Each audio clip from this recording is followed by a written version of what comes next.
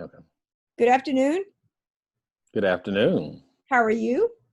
Pretty good. Pretty good. Well, thank you so much for chatting with me today. Mhm. May I ask you to please tell us your name and share with us anything that will help us get to know you a little bit better that you feel comfortable sharing? Sure. No deep dark secrets.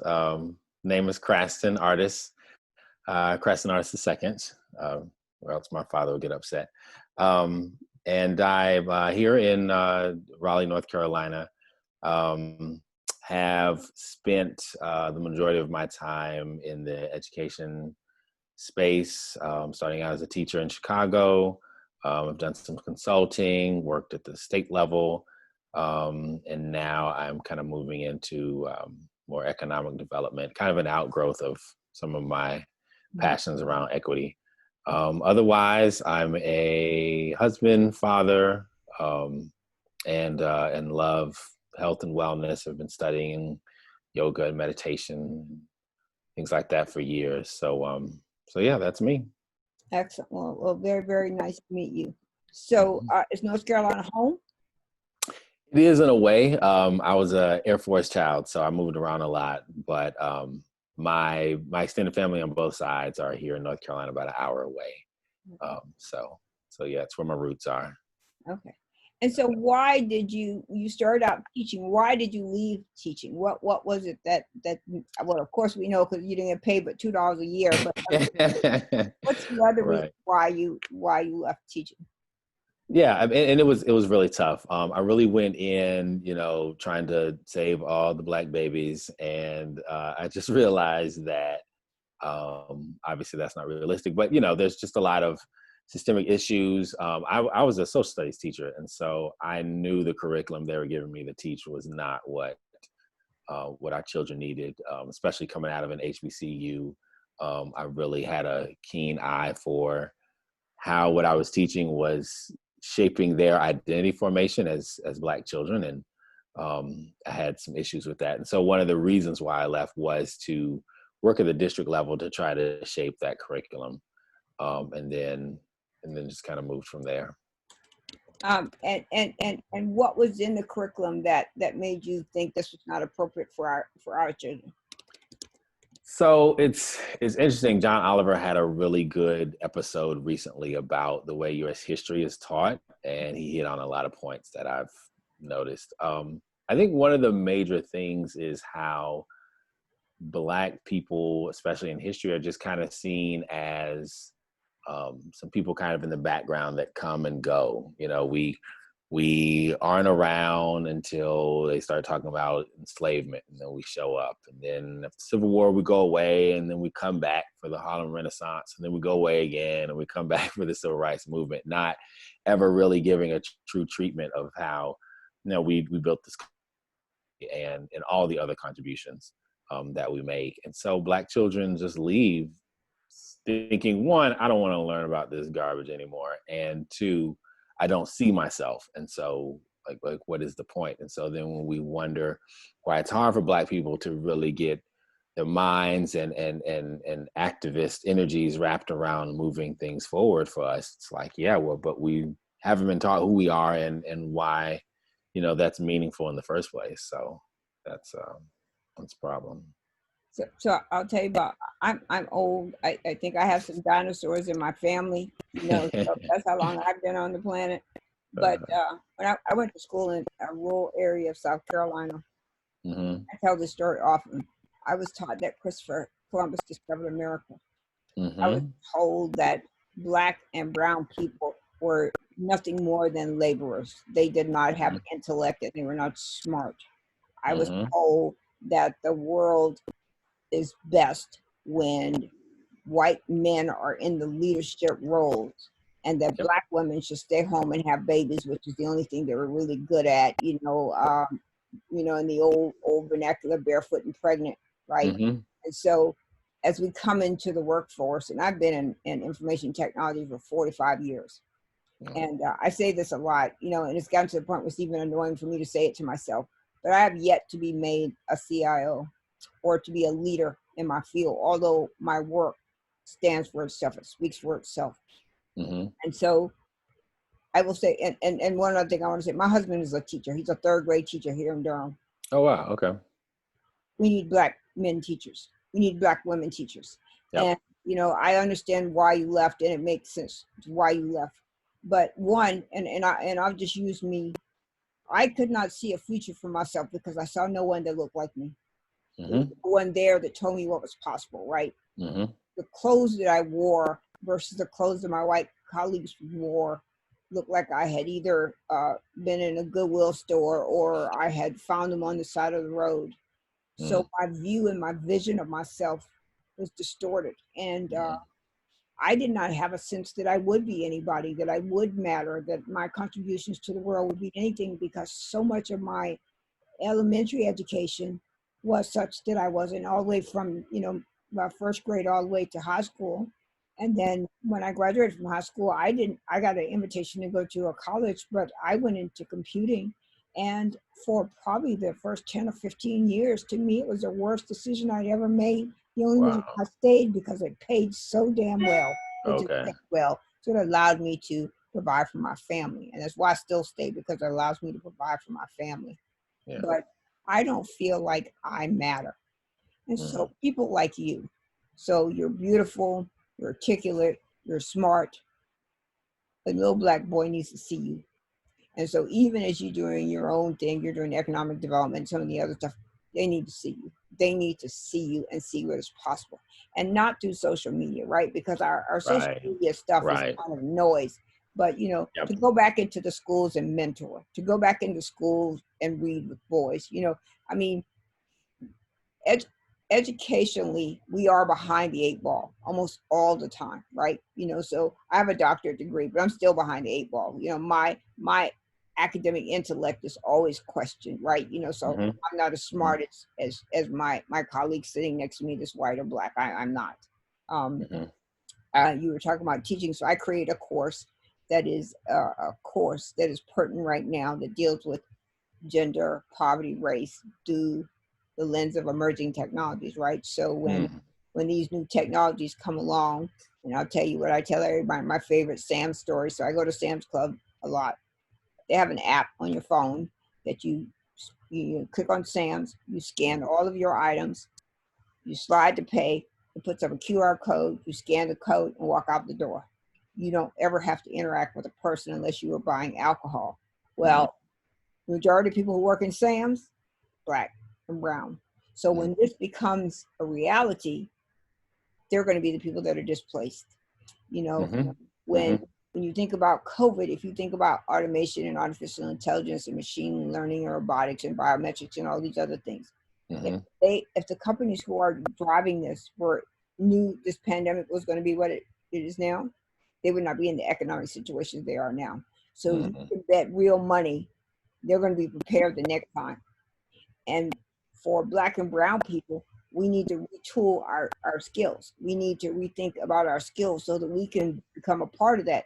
And my last thing, and I'll stop talking about this, but I went into McDonald's. I love McDonald's French fries. But anyway, I went into McDonald's to get some French fries, and they had the kiosk there where you pay. You don't talk to a person, you just pay right there at the kiosk. There were 2 young Black men fixing it because it wasn't working.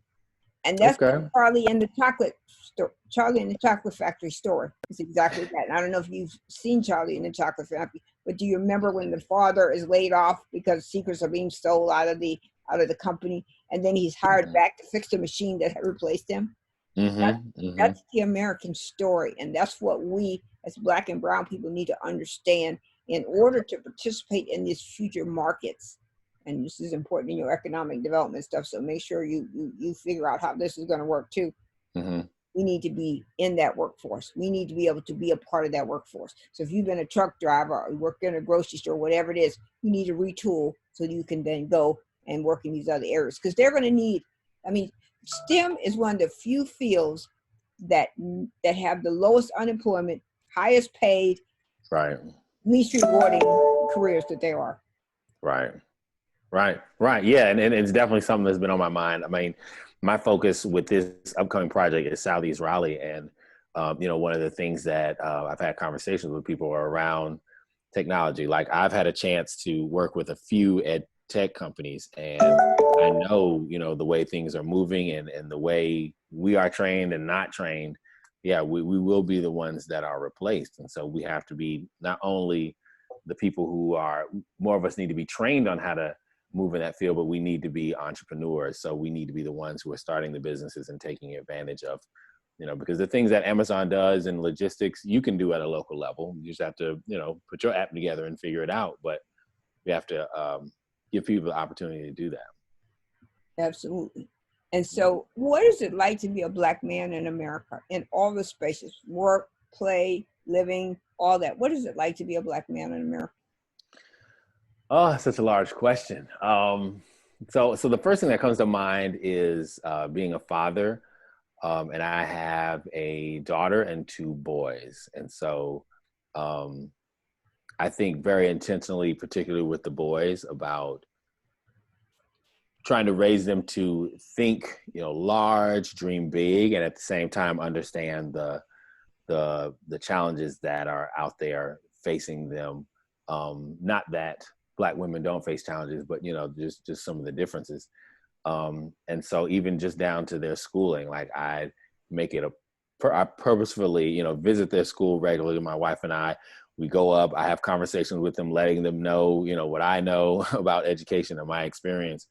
And then I, purposefully teach them like, hey, this is what they're not going to teach you. And this is what you need to know. Because I can't let, that education system teach them the way I know it's going to, right? And as a Black man, not just thinking about what my sons may go through, but just myself, where I am, who I'm with, things that I'm saying. I'm constantly thinking about what is the image that I'm giving off, you know what I mean? Because, when you're around, white people in various situations, being aggressive, being too authoritative, like that's, seen as a threat. And so then I have to walk the line of, I don't want to be angry Negro. And at the same time, I don't want to be a church mouse and not speak my mind and let them know I am here and that my presence should be felt. Yeah, that's definitely something I think about a lot. And then just health-wise, just knowing the conceptions of race, the ideas of who we are and how good we are. Like I know that takes a psychological toll, and I'll tell a really personal story really quickly. So as I've gotten older, I've definitely processed different ideas about skin color and light skin versus dark skin, and even learned about melanin and how powerful it is and how it's healthy, good for you to be in the sun and all those things. But it was only recently that I had a moment where, in the past, those thoughts or those phrases Black families like to say, some people like to say, don't go outside, you're gonna get too dark, right? And I know when I was younger, I felt like, oh, yeah, I don't want to do that. Or even when I may have been outside for a while and come in and look and it's like, yeah, I don't like the way that looks. Loving who I am otherwise, but just having that piece there. And just recently, I mean, I'm 43 years old. Just recently, I had a moment where I was able to look in the mirror after being in the sun and going, yep, I like what I see, So that was just. I told you, you're beautiful. I mean, thank you. But you have to keep telling yourself that. And we can let the viewers know I didn't pay you to say that. So no, I just. but it's a fact. You are. I mean, and I think that across all the spectrums of Black, we're all beautiful. We've been just told that we're not.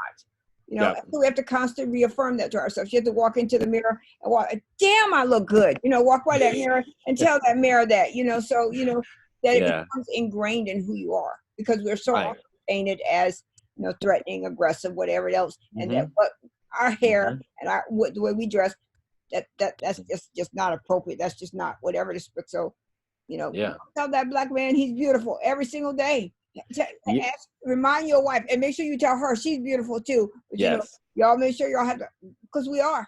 We are, and I think Tom Burrell, the marketing guru, he put out a book that said it best. He talked about the Black inferiority complex and how early it starts and how you have to deconstruct that. And that's one of the things I think specifically about my daughter. So, I know the history of white women as far as beauty is concerned being put on the pedestal, and that still happens. And so I remember even when she was younger, I would make it a point to, when I saw a Black woman, especially, wearing something very natural or whatever, I'd make it a point, like, she's beautiful, like, just to let her know your beauty is appreciated by Black men. So that's, yeah, it's small, and it's one of those things that when we have these conversations about racism with white people in the room, it doesn't necessarily come up all the time, but it's just something that we deal with and we have to work to deconstruct. Yeah. So let's go to the other side of the conversation. Did you watch the video of Mr. Floyd's death? I did, and I went back and forth about whether to show it to my boys because they are 12 and 10. And I've exposed them to a lot of things as far as our history is concerned. Like, they know about the Black Panthers, they know a good deal about police brutality and, deacons for defense and different things that we as Black people have done. And I decided to show it to them just to give them a sense of gravity around why it's important to address issues in our community like police brutality. And I just let them know. I was like, this is gonna be tough to watch. You might get emotional. I got teared. I was teared up when I saw it the first time, and again when I showed it to them. But I did watch it, and I showed it to my boys because I felt like it was. It's something that we as Black people try to avoid, but sometimes we really need to know the depth of what it is we're dealing with, and just sit with that anger. It doesn't mean we go out and go kill somebody or burn something down, but if we don't learn how to process those things, then we hold it in to our own detriment. And we know the therapy that our ancestors should have gotten coming out of enslavement didn't happen, so you got to kind of take yourself through that process. Yeah. So what about you? There's a lot of writing about the PTSD of the Black genetic DNA coding that, from the first enslaved person until even today, that the encoding of our DNA is PTSD. We have post-traumatic stress disorder. And so, and the way white people paint that is like we're violent, right? So if you go to the store and, I don't know, and people walk around because you're going to steal something, or if you're in a conversation with someone, you're going to kill or hurt them, that you sell drugs, that, there are all these things. And so the encoding of that mindset about what we are, and when you're talking about colorism, which we do to ourselves, this weekend, we don't have to blame white people for, we did this to ourselves. They may have laid the foundation for colorism, but we've done it for ourselves. So, team light skin versus team dark skin. Probably one of the most infuriating statements I hear. What the hell is team? If you ask any white person, I don't care who and where they are, and they look at you, and no matter how light you are or how dark you are, you're Black. You consider Black, yeah. We don't recognize that. And we don't see why the color of our skin matters. It does not, because one of the things early in my career, I worked in an office where I was right on top of the the corridor. And he did this for me, which was absolutely one of the most phenomenal things. White man, very, very progressive. He said, Rochelle, can you come up? Because I thought he was having a computer problem, because that's the only time he called me. I thought he was having a computer problem. So I go upstairs to his office, and there are all these bodies in various forms of cutting up and all that stuff like that. And on this one table, there was a lady. Her body had started to decompose, and she was darker than the blackness of my phone. She had like maybe 2 or 3 strands of hair, and they looked grayish. Maybe they've been blonde. I don't know what it is. And he said, Rochelle, look at her. And I'm like, I don't want to see. This is horrible. He said, I want you to look at her. And I looked at her. He said, that's a white woman.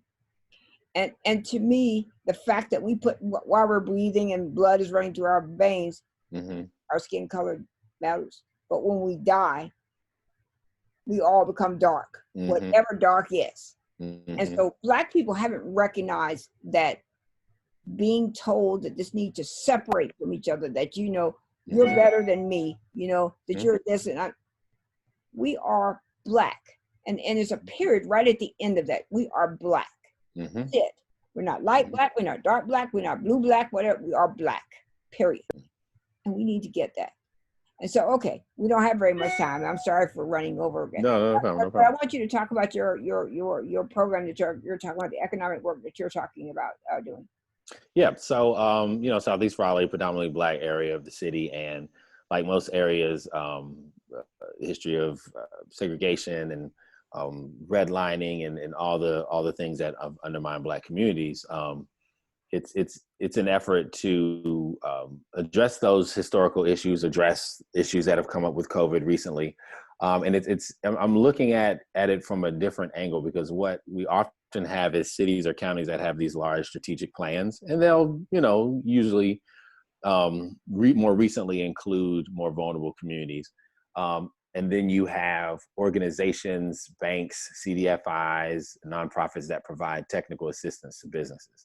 But what happens is it's kind of disjointed. You've got this plan that may be implemented to the benefit of Black people, or it may just sit on the shelf. And then you've got these individual Black businesses that are getting some help here and there, but nothing ever brings it together. So I'm working with, looking at it with the Kenan Institute. I just finished an MBA at UNC. And so we're looking at trying to create a process where we have someone who pretty much project manages and guides the process from the strategic plan all the way down to identifying specific projects that the community identifies that they need, and then connecting in all the Black businesses possible. And we're looking at it regionally too, because we won't necessarily have everything we need there in Southeast Raleigh. So we're looking at Durham, Johnston County, Franklin County, and across Wake, and to try to provide some leadership around these projects. And so, 3 or 4 years from now, we can look up and we'll have, a new retail center, a new grocer, or a new office space, or whatever kind of development we need, that again is grounded in what the community says they need, and with the highest level of Black business participation possible. So. Excellent. Well, let me just add that my 2-cent plug. Please add my company to your organization. So I am advocacy and diversity, and I am a person who does this for everybody, not just in my own community, but I do this. And if you run into issues where diversity is the issue, please let me know if my company can come in and help. Definitely. Yeah. Sure. Well, thank you so much for chatting with me today. I am very grateful, and I hope this has been beneficial to have this chat. That you have had some things that mattered. I would tell you one thing before I go. Next time you're sitting and talking with your kids, and I don't know how old your daughter is, but the next time you're talking to your kids, Google slave patrol and let them read about what slave patrols are. I think it's very important, because if you're going to explain law enforcement, you need to understand where they came from and why they're still predominantly white and male. Yep. There's I haven't given him a lot of information on it, but I have mentioned to him that the origin of what we call the police today in America were the slave patrols, and I talked to him about that existed in the North as well as the South. So that's a very good point. Absolutely. Mm-hmm. Well, thank you so much. As soon as the video converts, I will send you a copy of the link, and you can stay in touch. And then if there's something I can do for you, please reach out. I'm happy to help. And consider my company whenever you're having challenges with diversity. This is what I did for a very long time. So thanks so much. I appreciate it. Thank you. Okay, stay safe. All right, you too. Bye.